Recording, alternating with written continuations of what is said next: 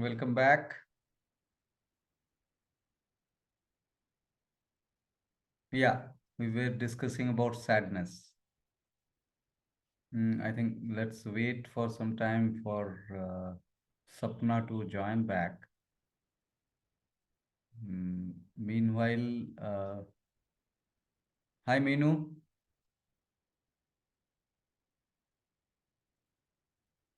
you're in a bus.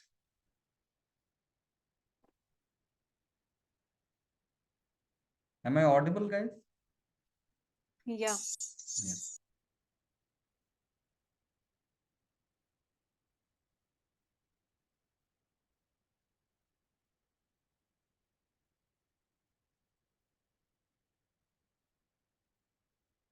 Would you like to reflect, Binal, on the sadness aspect? Um, it is coming from like how this considering a situation as an unpleasant or undesirable is also coming from a space of qualifying it as undesirable or unpleasant. So that is our own creation in our mind of, and that doesn't allow us in that sense to observe the actual situation. We are occupied. We are occupied comparing it with the image we have in our mind. And even if there is an overlap of the some points of what we have in mind with the actual situation that's unfolding, it would be our imagination to assume that it's map to map. There would be some points which may at all seem similar, but actually, when it's seen in the wholeness of the actual unfolding situation, it's much beyond that our comprehension also. So it would be only an assumption to assume that it is same or similar. Yeah, and another aspect actually, when Sapna was proposing that isn't that a very natural thing to be sad? So, what is the exact understanding which is leading us to conclude this proposal that this is a natural sad sadness is a natural thing, natural just because it occurs? That's a question actually was coming. What is our understanding of sadness? Why at all sadness happens? If we explore, then we'll find that whether it is occurring effortlessly or it requires a lot of effort. Because here we are not judging sadness, that sadness is a bad thing, staying away from sadness is a good thing. This kind of judgmental proposals we are not trying to explore. We are trying to understand what is sadness. Basically, what is the nature of sadness?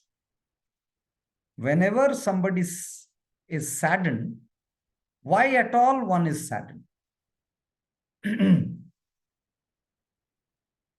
Can an individual be sad without any stagnated perception, without any benchmarking in the mind?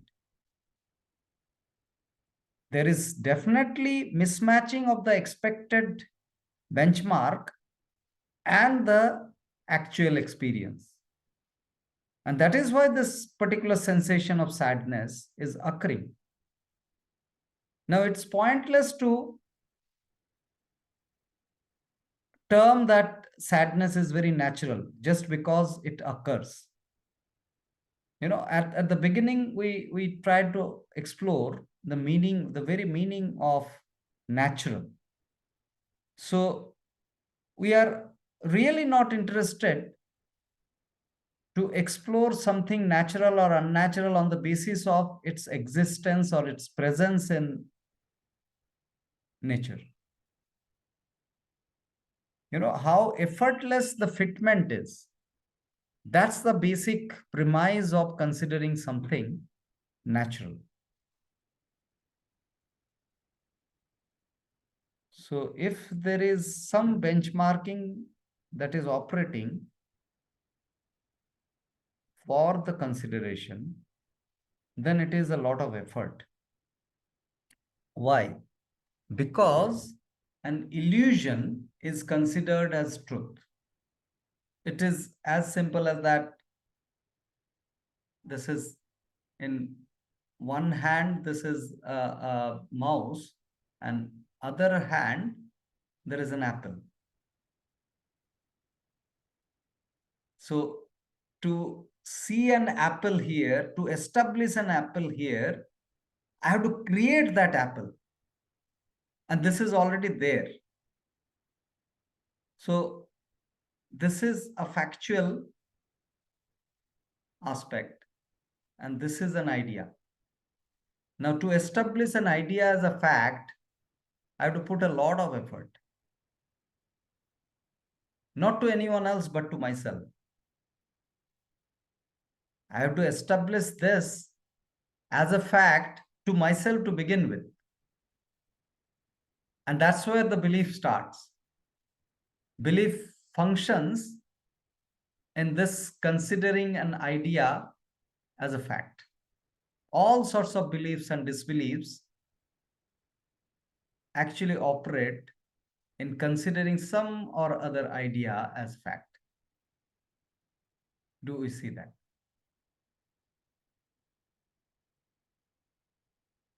Anita, any reflection? We need to make it Why very is it? interactive. Otherwise, it's Yeah, a kind of monologue. but Yeah, it's going heavy today, actually speaking. really Okay, so heavier than why is it? yesterday. Yeah, early Mm-hmm. than yesterday. Mm-hmm. I mean, Yeah. I think we are trying to go deeper, and that process is not happening perfectly, going deeper. Or, I'm feeling that there are obstacles, uh, Yeah. What are which are, those? yeah. If, So can you look maybe at it will those? take time. Yeah. Yeah, Yeah. I'm just observing what is happening. But is it why is it that some people naturally have this, what would say, personality, ability, or tendency to look at the things uh, as is, without interpretation, without beliefs, without conceptions, and for others, we have to take efforts to unlearn, or to observe, understand, create awareness. This So where does it come from? Is it upbringing, or is it the experiences, or how see does it differ from person to person? if we look at the energy, this is simple mathematics. If we explore, the energy has got attribution. Yeah, Meenu, you want to say something on this? You have unmuted, I saw. Maybe my mistake. She seems to be traveling. Maybe. Yeah. So, the energy attributions, if we look at the energy attributions of an existence, living organism, for example. So, it has three attributions primarily, three buckets. Primarily, three buckets. The first one is the genetic attribution, which is undeniable. We carry the genetic stresses. So that's one aspect, that if I have some genetic, से बोलेंगे क्या? हाँ जी, sir genetic, थोड़ा जोर से बोलिए, मेरे इसमें आवाज नहीं आ रहा. आपका आपका ट्रेवल में शायद आवाज घट जा रहा है. I think for others is it okay the audio? Yeah, it is okay. Meenu, due to your travel, there is a compromise in the audio. Still I can make out. Carry on. Yeah, yeah. So the genetic attribution and the environment attribution and the lifestyle attribution. So all these three factors are very important. So just to explore whether like why an individual is not effortless in inquiry and has got suppressed inquiry, we need to understand the energy phenomena. It may be genetically carried forward, and that could be a reason one is not able to. You know, it could be very structural inadequacy of an individual, and which cannot be denied if it is there. And then the environmental effect. Environmental is that upbringing that you mentioned, which also cannot be denied. But again, this is such a mystery that upbringing, so-called, if it is a protocol based, then it is highly conditional. So we cannot again bring a conscious so-called change in the modality of upbringing. That's very fictitious. Yes, fictitious. Why? Because if it is happening, suppose the upbringing environment, if we are bringing a change conditionally for the sake of the child, that means it is not natural, it is not spontaneous. Just for the sake of child, we are faking it. And it has got its traces on the child for sure. We cannot fake the things in the process of upbringing. So if we are naturally inquirers, suppose, in a family, the parents are naturally inquirers, not believers, then there is all possibility the child picks up inquiry in the process of upbringing. So it's again, it cannot be made a strategy for the child and awakening of the inquiry that way. If it is naturally, spontaneously existing there, there is going to be an influence. And then furthermore, the third factor is the lifestyle. So lifestyle is such a deep aspect of understanding the choices. Whatsoever the choices may be, if the lifestyle is full of choices, then there will be a compromise in inquiry for sure, because we do not have enough energy to actually satisfy both the choices and the inquiry. The choices actually takes up a lot of energy, which actually we run out of energy for the inquiry. Inquiry otherwise doesn't need a lot of energy, but we are in a depleted state to continue the least contribution of energy in inquiry. Because the choices are same P3, P2 loop, and these are eternal loop. These are endless loop. And that is why these keep on depleting our energy endlessly. So for the genuine natural responses of life are being compromised in the presence of these loops, endless loops. Yes, Nita.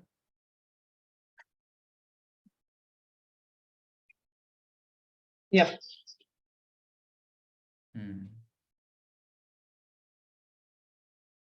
Hi, Sapna.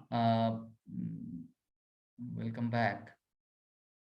We were actually exploring that sad question that you raised, and you mentioned that isn't it natural to be sad? Yes, as in reaction. It is a reaction, but doesn't that sadness also arise spontaneously? It cannot be a learned behavior, right? when there is a death, like I'm taking an extreme example. Yeah. So now the question is that how do we operate moment by moment? Right. Whenever we look at a moment, do we look at it fresh? If we are able to look at it fresh without any pinch of influence, then there is a depth already of the previous moment. And it's very much natural in our being to experience death every moment. Do I have that depth of experiencing death every moment? Then the death is no more a special thing to happen. You know, the foundation of these considerations are much deeper than we think. You know, so it's not about just your grandmom's death. It's about how we look at the moments at the deeper level. Do I have the inculcation of looking at the moment fresh? If I have that, then I know what is death. If I don't, if I'm always influenced in comparison with the benchmark in the mind, whenever we are looking at a moment. So it's not about a single death in life. It's about how we operate in moment to moment basis in our life. If we have the depth of understanding of death, then death is very natural. And death doesn't sadden us.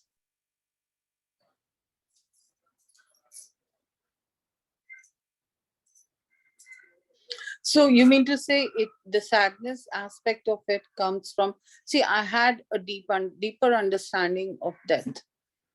It was not the aspect of her passing on, I accepted it at a certain understanding level. But then the sadness aspect, you mean to say, came from the attachment part, or the sense of loss. That particular event is interpreted as a special event.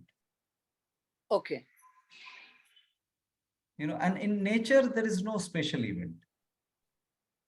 In nature, everything is unique.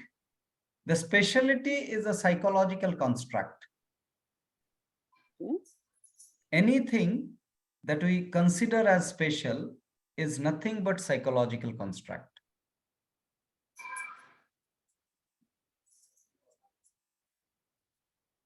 Do we comprehend that? To come to that equanimous level of accepting, understanding death, and then the coming to the equanimity is a byproduct. Again a byproduct. Okay. It's a byproduct. It's not a goal. And if you making it a goal, then you will end up faking it. You'll end up faking it. That you'll see, you'll show yourself as equanimous. That's not my intention. I was just thinking through the level of inquiry and the awareness. Again, I'm not quantifying it, but this needs to be, like, deeply inquired into these aspects to come to that understanding and awareness. Yes. That is what I meant. Yes.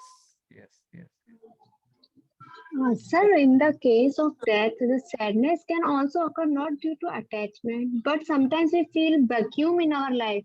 That also brings sadness. See, the vacuum, the physical vacuum is a fact for some time. In the physical space, no vacuum stays forever. So suppose you had a regular routine of having dinner together. So the very next day of death, you will find a vacuum on the dinner table. which is an obvious, that suppose he or she used to pass on the meal to you. So you have an absence which will look like a vacuum. Yes, now it is not there physically. But this is a progression of time, that vacuum will be occupied by something else. This cannot stay forever. So that physical vacuum is something which is an obvious thing. But the moment you become sad about it, there is some kind of consideration that is playing within, considering that particular event as a special event. As what is the meaning of special event? There are benchmarks in the mind, and with the comparison, this is a special, exclusive. And whereas every moment, every entity in this nature are unique, and nothing is special. So that consideration of speciality is something superstitious, which makes us very depleted energy-wise.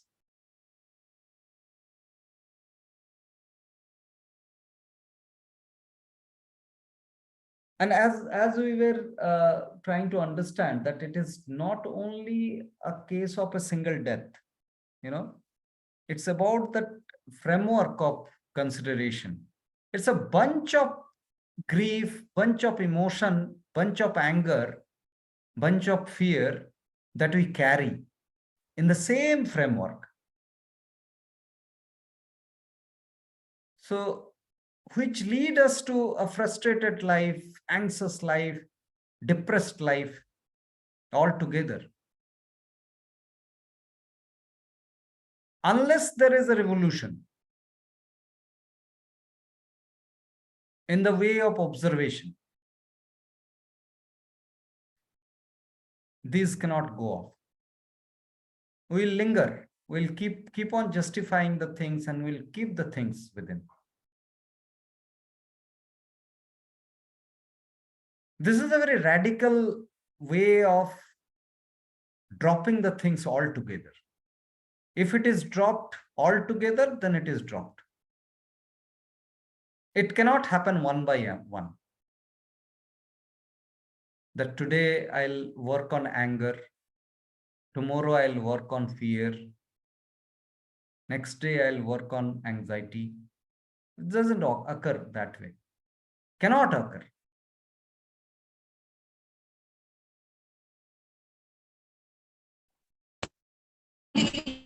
Like all, because the stemming of all of it is from psychology and imagination. We are saying that. Yes, yes. The illusions. Considering an illusion as truth.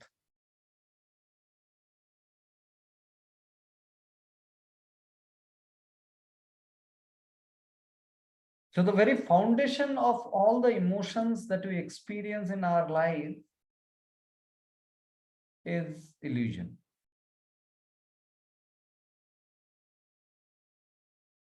And the moment these illusions are revealed in front of us, it is not revealed because we don't see it. We are busy in other engagements. We are not seeing what is happening to it. Like for example, Sapnaji, like when you say that, isn't it sadness is natural? Then what actually is premise of bringing that narration, bringing that statement? Can I see it? Am I trying to justify sadness for me? To just hold it? Okay, obviously, it is a physical sense of absence of Yes. that person. Yes. The very presence that was so very part of your life. And suddenly that's gone. And it's also comes as a shock. Yes. That sometimes is very. What is that it shock? is most of the time. What is that shock? What is that shock? Of that person just not being there. Why am I why am looking I at the- interpreting that particular incident as a shock? What is the foundation of considering that as a shock? Can I ask that? That's a very foundation of the inquiry. Yeah, maybe not a shock, but like, supposing I was with my grandmom, like in case of my mother's death, I was with her throughout. I was taking care of her. She was very, very sick, and I was pretty peaceful, and I knew she would, because I knew her condition, her vitality was very low. And the day she was gone, I went around peacefully. That shock was not there. Maybe there was acceptance beforehand.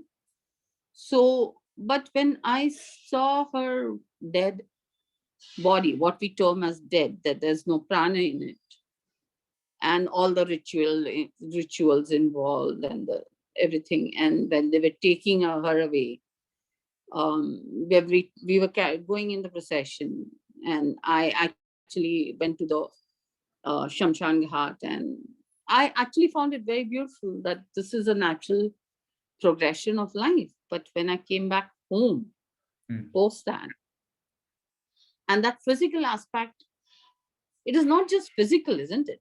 It's also an emotional aspect. That, Yes, like that's you the said, question. right? That's the question. Yeah. It's not only the physical, it is an Yeah. emotional, and emotion Emotional has got aspect. an illusion as a foundation. You mean to say a mother's love is an illusion? The love that I felt? What is mother's love? Is it operating due to some condition, or it is No. unconditional? It was unconditional, obviously. It is, if it is unconditional, then it doesn't have a condition of feeling bad about Being it. there, omnipresent, always being there. So the very premise of feeling bad has got a benchmark. Without benchmarking, there cannot be a feeling bad. Okay. I have considered something fixed, and it is not matching with it. And that is why I'm feeling bad. So are you love is saying unconditional. being present in the moment and accepting things as they are? What is the accepting? Who are we to Accepting, like, accept? accept or reject. The things are as they are. We don't have the capability to accept or reject psychologically. Right. So there is no acceptance also. This is a drama. For truth, for fact, we need not to accept or reject. We just can be there. Just be there. Okay. What is that acceptance? So is it that we observe them? What is happening to Yes, me? yes. How am I feeling Yes. with the death of my the whole of it, the event, the internal sensation, the processing, everything. I'm just there. With my being, I'm just there without interpreting it. The moment we start interpreting that, I must accept it, I must reject it, and all those stories, this will drift you away from the moment. This will drift you away due to the depletion of energy. So this is like neutralness, should we say? Just being neutral. That's a byproduct. The state of equanimity, the neutral state of being, is a byproduct, because you cannot be biased while observing. But you have to do something to get there. No, I mean, either you are in a denial mode, you are accepting, you are If you are rejecting, you alive, are feeling sad. If you are alive, you will definitely do something. But that not necessarily that you are doing it with choices. The choiceless action is the spontaneous action and the real action. When there is no choice operating behind that action, and we are designed to act, we cannot deny actions. And if you find yourself either in the acceptance mode, rejection mode, denial mode, then even that would get observed. So you are observing your own illusions that are being made. So Yeah, that's very fundamental actually, because we are in a habit or a culture of creating our emotions. So unless we see that to begin with, the inquiry cannot be optimum. So that's very fundamental what you mentioned, Binu. So isn't this Looking at inquiring itself is a tiring process? It's not. Because of the previous blockages, it looks like tiring to begin with. Mhm. In the flow, when the inquiry is awakened, that time it is effortless. Unless it is effortless, it is not an inquiry. You're struggling with. Mm. Before the awakening, the struggling period looks like that to inquire, I have to put a lot of energy. It's not. The energy is entangled. It is shackled. In the process of unshackling, all this energy is going. So there's a way, because if we understand the very meaning of the spontaneity, we understand the effortlessness. Mm. If the life is spontaneous, then it is obviously an effortless life. How can it be an effortful life? If it is an effortful in any way, it is not a spontaneous life. And if it is not spontaneous, it is not a natural life. It is a conditional life that we are leading. And conventionally, we are leading conditional lives. The beauty of conditions is the moment we see it, it drops. It lingers when it is not observed, when it is not recognized. It becomes So an does it illusion. create detachment then By from default? everything Yes, around? as a byproduct. You're no more a sticky person if you are an inquirer. So detachment again is not a goal-oriented achievement. It's a byproduct that way. You are no more sticky. The attachment happens towards opinions and choices. If there is no choice, if there is no opinion with which you will attach yourself, there's no stickiness anymore.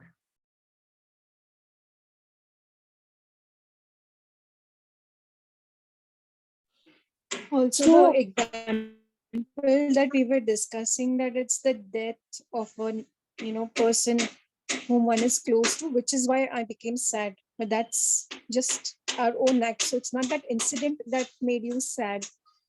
It's the knack of forming opinions, forming beliefs that has actually been the reason. So we end up attributing our sadness to the event or the external situation. Yes, yes. So if we try and understand this aspect, that event is one thing, and the impression of the event that we create in our mind is another thing. Mm. Mm. So whenever we say that because of that person I become angry, it's a lie. Mm. It's a lie. That person may have behaved very irrationally. There's no denial to that.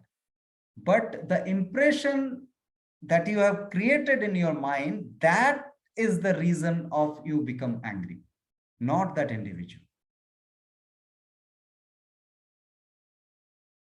Yeah. Yeah, Sapnaji, you unmuted once, I think. You wanted to say something?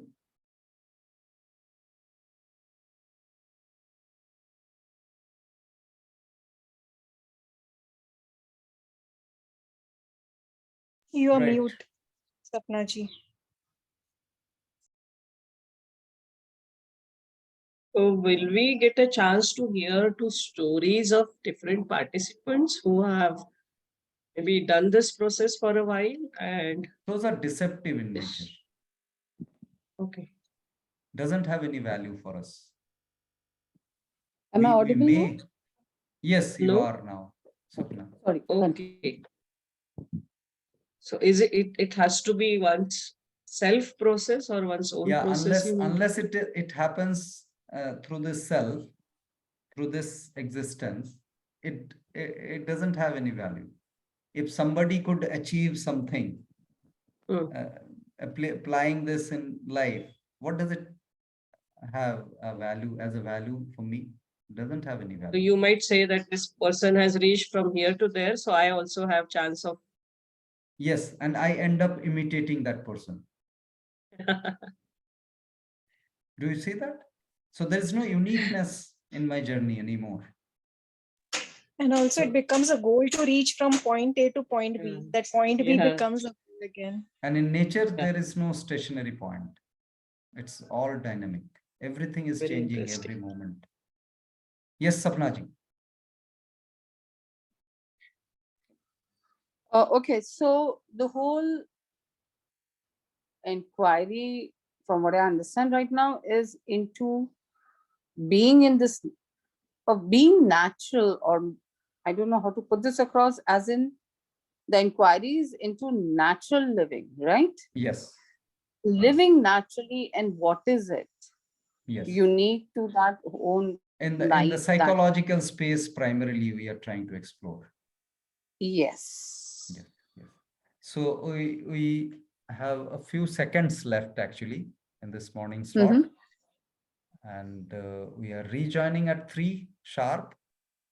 Okay. And these recordings will be uploading within half an hour of concluding this session, right? So let's meet up at 3 for the afternoon slot.